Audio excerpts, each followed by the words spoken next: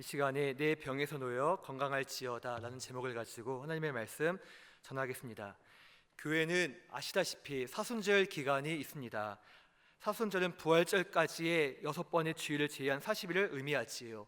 성경에서 40이 의미하는 이 뜻이 무엇을 상징하는 것일까요? 노아 홍수 때의 밤낮 40일 동안 비가 내렸고요. 출애굽한 이스라엘 백성이 광야 생활을 얼마 동안 했지요? 네, 40년 동안 했습니다. 또한 예수님도 마귀에게 시험을 받기 전에 40일을 금식하십니다. 이렇게 성경에서 40이라는 수는 인내와 고난과 시련을 상징합니다. 오늘 말씀에서도 고난과 인내, 시련을 상징하는 40이라는 수처럼 긴 세월을 병에서 고통받는 한 무명의 여인이 등장합니다. 바로 12회를 혈류증으로 앓던 여인이었지요. 혈류증은 피를 흘리는 부인병의 일종인데요. 사실 우리는 이미 이 사건의 결말을 알기 때문에 이 여인을 얼마나 힘들어했을지, 얼마나 아파했을지 이에 대해서 별다른 관심을 갖고 있지는 않습니다. 하지만 성경을 좀 더 깊이 있게 생동감 있게 읽고 싶다면은 우리가 그 말씀 속에서 나오는 주인공이 되어 보시는 거예요. 그래서 어느 날은 다윗이 되어 보시고 어느 날은 베드로가 되어 보시고 오늘 같은 날은 오늘 말씀 속에 나오는 여인처럼 내가 그 현장에 있었던 혈류증을 앓던 여인처럼 생각을 하시면서 말씀을 읽으시면 확실히 내 마음에 와닿는 그 은혜의 강도가 다릅니다. 12회를 혈류증으로 앓던 이 여자의 고충을 본문 마가복음은 똑같은 사건이 기록된 마태복음이나 누가복음과는 다르게 더욱더 상세하게 그려주고 있습니다. 이 여인의 모습이 어떠했는지 우리 함께 26절 말씀을 읽어보겠습니다. 많은 의사에게 많은 괴로움을 받았고 가진 것도 다 허비하였으되 아무 효험이 없고 도리어 더 중하여던 자에. 자, 보세요. 많은 의사에게 많은 괴로움을 받았다는 게 어떤 의미입니까? 어떻게든 이 질병에서 낫고자 여러 의사를 만나 보았지만 효험이 없었습니다. 호전이 없었습니다. 또 다른 의사를 만나면 이번에는 조금이라도 나아지지 않을까라는 기대감을 가지고 그 의사를 만났지만은 여전히 별로 몸에 차도가 없습니다. 우리도 몸이 아플 때 다니던 병원에 가서 약 처방을 받지만은 그 약 처방이 잘 먹고서 복용해도 낫지 않으면 어떻게 합니까? 어떤 기대하는 마음을 가지고 다른 병원에도 가보고 또 주위 사람에게 물어서 더욱더 큰 대학병원에도 더욱더 큰 서울에 있는 병원에도 가보는 것과 같이 이 여인도 마찬가지였습니다. 이렇게 무려 12년 동안 이 의사 저 의사 수많은 의사를 만나 보았지만은 병이 좀처럼 낫지를 않습니다. 그렇게 12년이라는 긴 세월만큼이나 상실감만 쌓여 갔습니다. 또한 혈류증은 말씀드린 바와 같이 부인과에 속한 질병입니다. 엉덩이 주사를 맞을 때 남에게 내 엉덩이를 보여주는 것도 한편으로는 참 부끄럽고 또한 창피한 일인데 가장 수치스러운 부분이라고 할 수 있는 사람의 그 중요한 부위를 진료받을 때마다 보여주니 마음 한편에서 얼마나 어려웠겠습니까? 이 여인의 질병이 얼마나 중요했던지 그리고 병 낫기를 얼마나 소망했던지 그 나오는 말씀이 무엇입니까? 가진 것도 다 허비하였으되. 질병으로 인해 육체적으로 힘들고 심적으로 지칠 때까지 계속 바닥 밑으로 내려간 여인의 상태를 고스란히 보여주고 있지 않습니까? 병이 있어도 치료 가능한 병이라면 희망이 있습니다. 우리가 콧물이 좀 난다고 해서 혹은 소화가 좀 안 된다고 해서 크게 걱정하지 않습니다. 얼마든지 있을 수 있는 일이고 또한 이 병은 언젠가 치료가 가능하다는 믿음을 갖고 있으니까요. 또한 가진 것을 다 허비하였다고 해도 몸이 조금씩 나아지고 있다면 예전보다 몸이 가볍고 훨씬 더 기동력이 있고 움직이는데 편하다고 하면은 그래도 소망이 있고 희망이 있습니다. 돈이야 없어져도 나중에 일해서 벌면 되는 거 아니겠습니까? 그런데 이 여인은 많은 의사를 만났지만은 치료받지 못했고 가진 것마저 다 허비하였다고 말씀해주고 있습니다. 이게 망연자실한 모습을 보여주고 있는 것 아니겠습니까? 거기에 병세는 점점점 더욱더 중하여지고 있습니다. 더 이상 기댈 곳이 없는 것이 이었습니다. 단 하나 지푸라기 같은 희망이 있다면은 예수님에 대한 소문을 어디선가 듣게 되었습니다. 예수님을 만나면 육신의 병이든 마음의 병이든 영적인 병이든 어떤 삶의 문제라도 반드시 치유받고 해결받는다는 소문을 들었습니다. 그리고 이 여자는 다시 마치요 마지막 희망으로 꼭 꼭 한번 나사렛 예수 그리스도 그 사람을 만나보리라. 그리고 무리 가운데 있는 예수님을 만나서 그 옷에 손을 대니 놀랍게도 지금까지 12해 동안 내 몸에서 떠나지 않고 있었던 그 질병이 눈 녹듯이 떠나가는 것을 체험하게 되었습니다. 병이 깨끗하게 나았습니다. 너무나 감격스러운 나머지 연거푸 마음이 뜨거워지면서 눈물이 흘러내리지 않았겠습니까? 저는 이 혈류증을 앓던 여인을 묵상하면서 치유 장면을 보면서 예수님께 나아가는 여인의 모습, 그리고 이 여인을 상대하는 예수님의 모습을 전하면서 함께 은혜 나누기를 원하는데요. 먼저 예수님께 나아가는 여인의 모습을 살펴보겠습니다. 이미 말씀드렸듯이 12의 혈류증을 앓던 이 여자에게 있어 한 가지 희망이란 다른 데 있지 않습니다. 이미 많은 의사를 만나보았고 당시에 있어서 가장 좋은 의사 선생님들을 다 만나보았지만은 효험이 없었습니다. 오직 유일한 희망은 예수님밖에 없었습니다. 그런데 예수님 앞에 나아가길 원했지만은 예수님께 좀처럼 가기가 쉽지 않습니다. 여기에는 두 가지 이유가 있는데요. 첫 번째는 먼저는 예수님 주위에는 이미 수많은 무리가 예수님 주위에서 둘러서 있습니다. 사실 이 여인이 등장하기 전에 예수님은 회당장 야이로의 딸을 고쳐주고자 길에 나서고 있었던 상황이었습니다. 우리 앞선 말씀을 같이 읽어보겠습니다. 회당장 중에 하나인 야이로라 하는 이가 와서 예수를 보고 발 앞에 엎드리어 간곡히 구하여 이르되 내 어린 딸이 죽게 되었사오니 오셔서 그 위에 손을 얹으사 그로 구원을 받아 살게 하소서 하거늘 이에 그와 함께 가실새 큰 무리가 따라가며 에워싸 밀더라. 네, 졸지 말라고 제가 강조하면서 읽습니다. 네, 아시겠죠? 예. 자, 큰 무리가 따라가며 에워싸 밀고 있으니 여자의 힘으로 예수님 앞에 간다는 것은 쉬운 일이었을까요? 쉽지 않은 일이었을까요? 쉽지 않았겠지요. 또한 두 번째, 예수님께 가까이 가기 어려웠던 두 번째 이유는 무엇이었냐면은 예수님 주위에 무리가 없다고 한들 이 여자는 혈류증을 앓고 있습니다. 혈류증을 앓던 여인은 레위기 15장에 보면은 부정한 사람이라고 하여서 사람들과의 접촉이 금지되어 있었고 그 사람이 만지는 것마저 부정하다고 간주가 되었던 때였습니다. 그러니 이 여인은 자신은 깨끗하지 못한 사람이었기 때문에 누군가에게 가까이 간다는 것, 누군가를 만진다는 것, 터치한다는 것 자체가 마음 한편으로는 상당히 불편했겠지요. 우리가 마치 내가 세수를 안 하고서는 누군가를 만난다면 마음이 어려워서 모자를 쓴다거나 혹은 아침에 좀 내 모습이 양치질을 안 해서 깨져져야 할 때 혹은 어떤가 약간 운동복 차림으로다가 다른 분들을 만날 때 불편한 것과 같은 이치 아니겠습니까? 그래서 어떻게 했나요? 무리 가운데 끼어서 앞으로 간 것이 아니라 예수님 뒤로 갑니다. 여러 사람과 부딪히면 예수님을 향해 종종 걸음을 해야만 했던 여인의 모습이 눈에 그려지는 것 같습니다.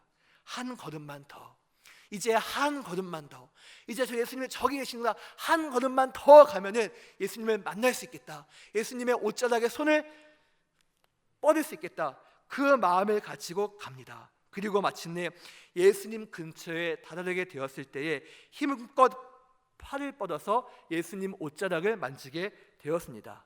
얼마나 병 낫기를 사모했던지, 그리고 예수님이 지나가는 지금의 기회가 아니면은 다시는 이런 기회가 내 삶 속에 주어지지 않을 수 있다라는 마음을 가졌는지 그 절박함을 가지고 예수님의 옷자락에 손을 대었던 것이었지요.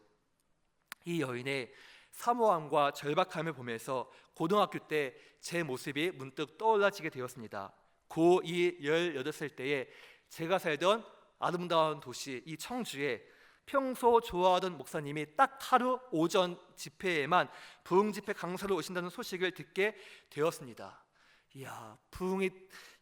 방송으로만 보던 그분이 청주에 오다니 꼭 한번 뵈어야겠다. 그리고 그날이 마침 수학여행 가는 날이었습니다. 그래서 담임 선생님께 미리 말씀을 드렸는데 이 천주교 신자였던 이분이 흔쾌히 승낙을 해주셨지요. 그리고 새벽 예배를 다녀와서 그 제가 뵙고자 했던 목사님께 드릴 편지를 쓰기 시작합니다. 제가 어떤 사람인지 제 소개와 기도 제목을 쓰고 거기에 좀 오버해서 제 증명사진까지 붙였습니다.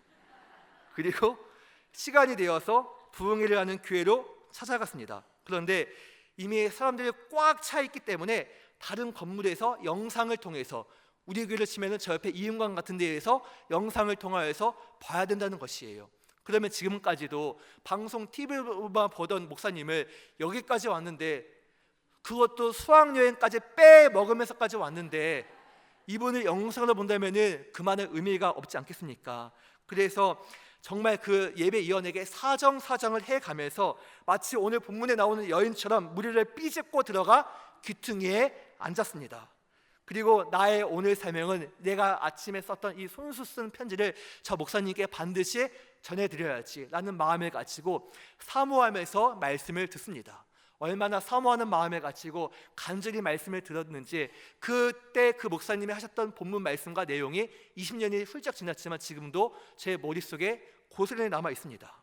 그리고 예배가 마친 후에 세상에 그 목사님이 제 옆으로 이렇게 이 통로를 지나가시는데, 이때다 싶어서 자리에 일어나서 목사님 하고서는 여인이 손을 뻗듯이 편지를 드렸는데 경호원이 누르는 거예요. 앉으라고서는요. 그렇지만 젊은 열정을 가지고 목사님께 팔을 뻗어 드렸더니 목사님이 그 편지를 받으시고 손을 흔들면서 나가셨습니다. 그리고 얼마 후 전혀 기대도 안 했는데 그 목사님께 답장이 왔습니다. 그 편지를 지금도 꺼내보며 힘이 들 때 용기를 얻곤 합니다. 어린 나이에도 존경하는 사람을 향해 애절하듯 내가 가진 질병 앞에 이 여인은 살고 싶은 마음의 사모함과 절박함을 가지고 예수님께 나아갑니다. 왜 그리했나요? 28절 말씀입니다. 이는 내가 그의 옷에만 손을 대어도 구원을 받으리라 생각함이러라. 구원을 받는다, 곧 치유받는다는 믿음이 있었으니까요. 그래서 성도 여러분, 오늘날 우리의 희망이 무엇입니까? 우리의 희망이 어디에 있습니까? 청주는 지역사회라고 해서 한 다리 건너서 알면은 다, 지금은 모르지만은 다 건너서 알고 있는 사회가 됩니다. 내가 아무리 발이 넓고 이 지역에 오래 산 마당발이라고 해도 내 혈연관계, 지인관계가 많은 것이 우리의 소망이 될 수가 없습니다. 또한 내 자녀가 아무리 뛰어나고 훌륭하다 할지라도 그것은 자녀의 삶이요 내 삶이 아니기 때문에 자녀 역시 내 삶의 소망과 희망이라고 할 수 없습니다. 우리가 건강한다는데 100년 이상 살 수 있겠습니까? 건강 역시 소망과 희망이 될 수가 없습니다. 오직 우리 삶에 있어서 소망과 희망은 나를 위하여서 십자가에서 생명을 내어주시고 지금도 나와 함께 하시면서 내가 죽음이 끊어지는 날, 내 인생의 소풍이 끝나는 날, 나를 영원한 집, 내 고향, 내 본향으로 인도하실 예수 그리스도밖에 없음을 우리는 믿습니다. 그분이 희망이요 그분이 소망이 되신다는 것입니다. 수많은 의사를 만났지만 여인의 문제는 해결되지 않았습니다. 또 재물이 많아 쓸 돈이 많다고 해도 그 여인에게 있어서 희망이 될 수 없었습니다. 여인은 가진 것만 허비했을 뿐 여전히 질병 앞에 끙끙 앓고 있습니다. 그리고 나서 마지막 믿음을 갖고 만난 것도 아니고 만졌던 분이 예수님이었습니다.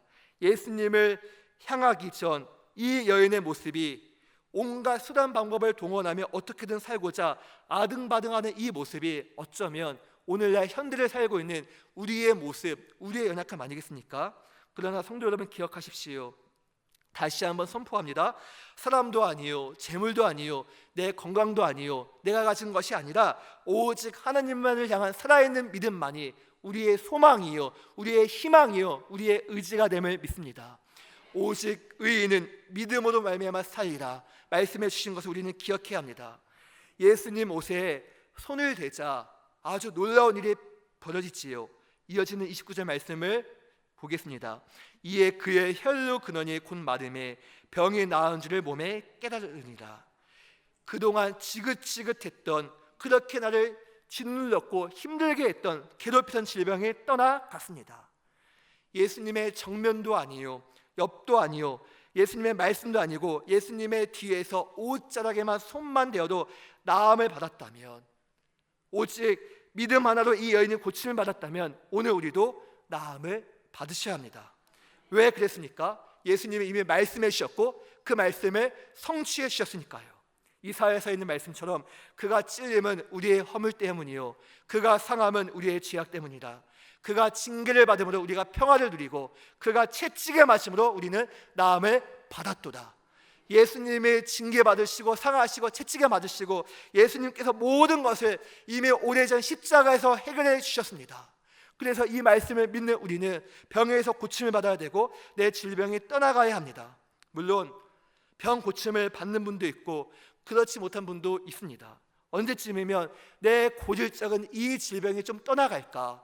다른 사람은 예수 믿고 나서 이렇게 몸이 건강해졌다고 간증하는데 왜 저 이야기가 내 이야기는 될 수 없을까 하면서 마음 가운데 애타는 마음을 갖고 계신 분도 계십니다. 그렇게 병이 길어지고 증세가 심해지면은 그 시간이 길면 길수록 낙심도 되고 힘도 빠지게 되지요. 그런데 우리가 기억하셔야 할 것은 병 고침보다 훨씬 더 중요한 것은 하나님과의 가까워지겠느냐, 하나님과의 관계입니다. 내 약함, 질병으로 인하여서 내 몸은 지금 당장은 힘들고 약하지만은 신기하게도 넘어질 것 같은데 넘어지지 않고 더 이상 사역하기 어려운데도 사역할 수 있도록 그때마다 힘을 제공해 주시고, 여전히 몸은 약한 가운데 있지만은 하나님이 붙잡아 주시는 손길을 느끼면서 하나님과 함께하고 있다면은 지금 있는 그 아픈 가시가 당장은 힘들고 어렵지만은 영원히 바라본 하나님의 관점에서 보았을 때 하나님을 가까이 할 수 있는 매개체가 되다 보니까 그것이 아프지만은 복이라고 할 수 있는 것이에요. 반대로 질병이 있습니다.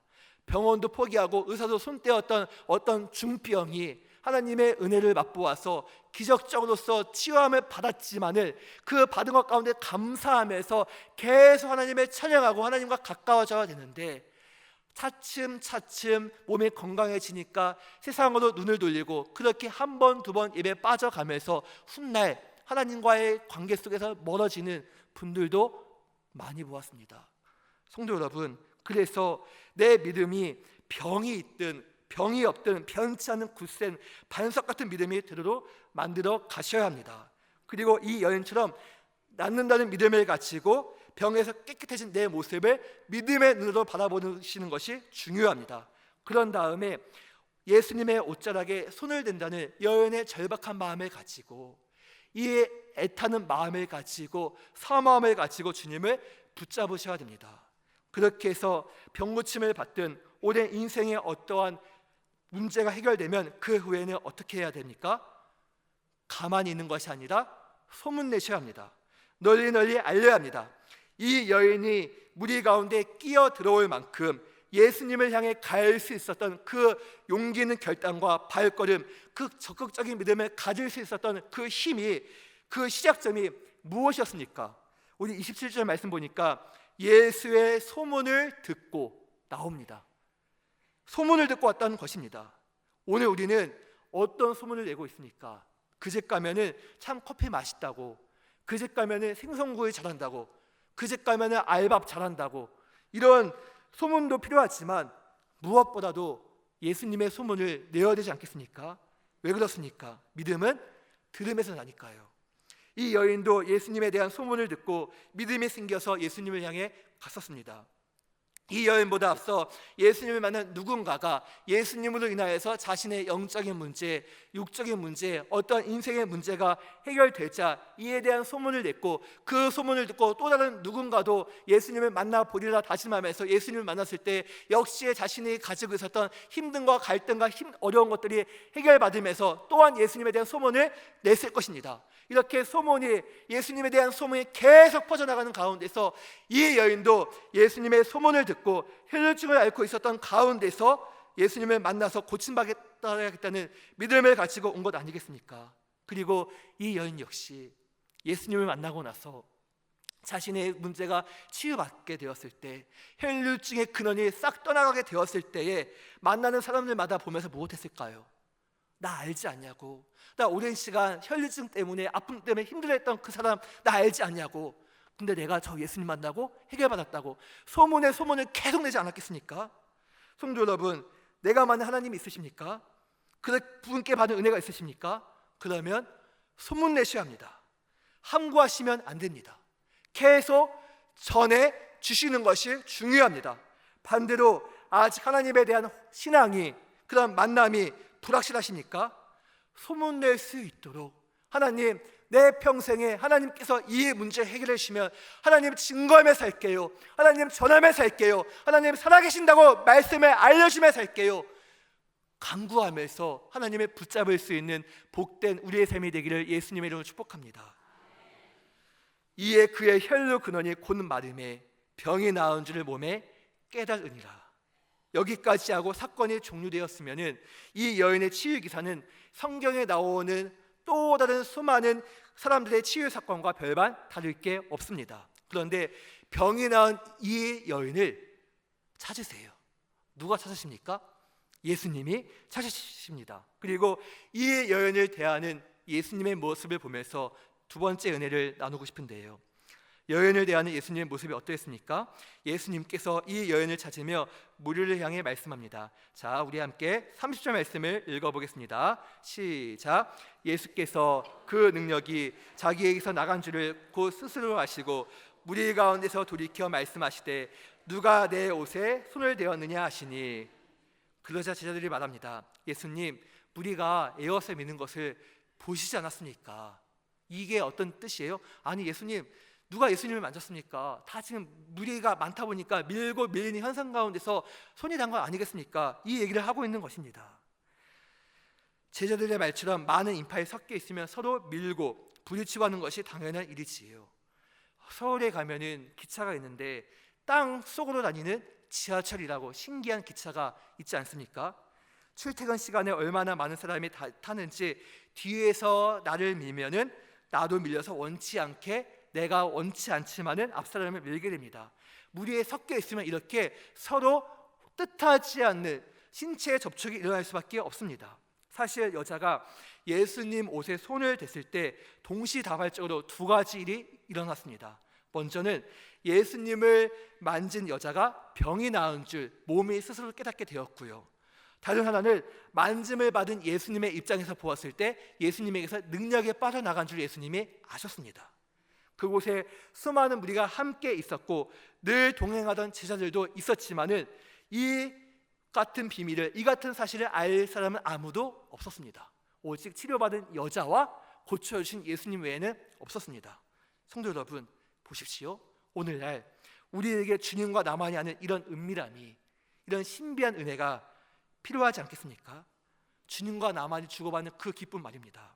지난날 무려 12해 동안이나 원치 않은 질병으로 인해 있는 것마저 다 허비하고, 또한 이 의사를 만나면 좀 나아질까 그 기대감을 가지고 만났지만 낫지를 않는 가운데서 사람에게 상처받고, 또한 스스로 부정하다 여기며 쓰디쓴 아픔을, 모든 인생의 고단을 다 겪었던 여인입니다.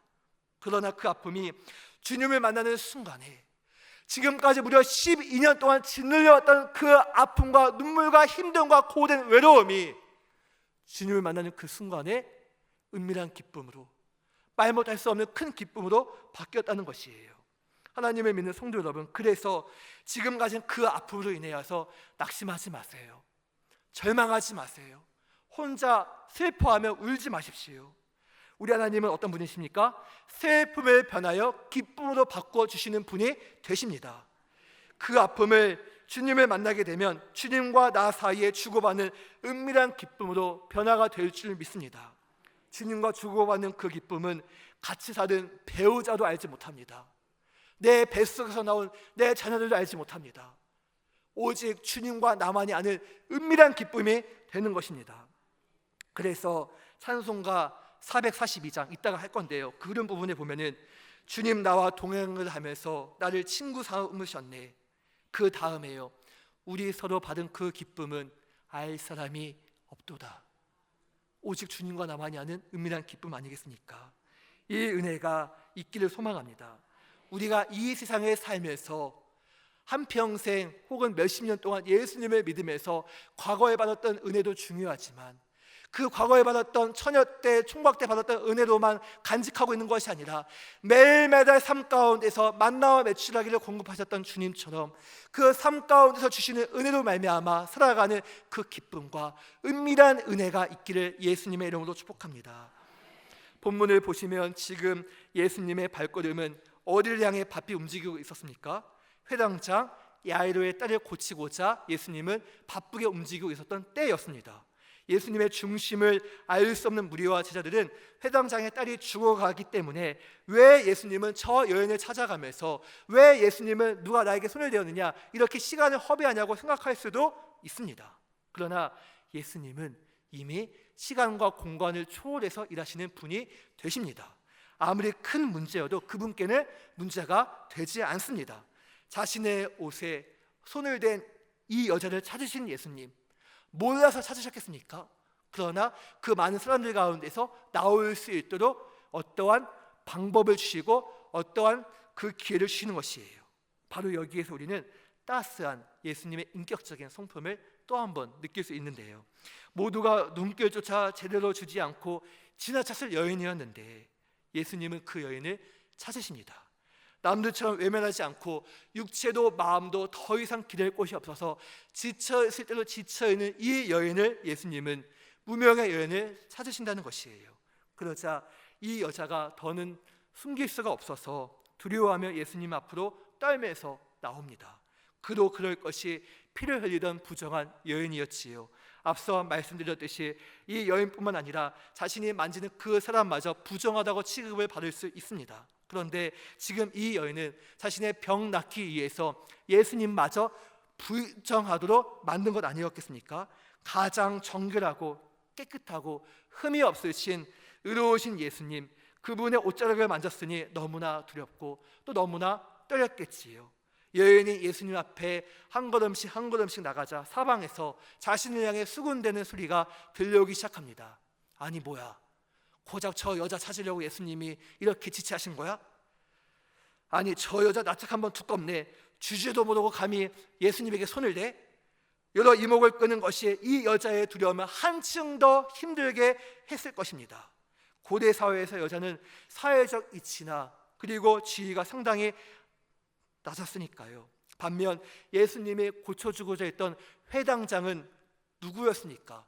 회당장, 곧 유대인들에게 있어서 회당은 예배 장소요, 말씀을 배우고 나누었던 곳이요, 친교의 장소입니다. 그러니 이 회당장 야이로는 이러한 유대인에게 있어서 아주 중요한 역할을 하고 있었던 그 장, 회당장이었습니다.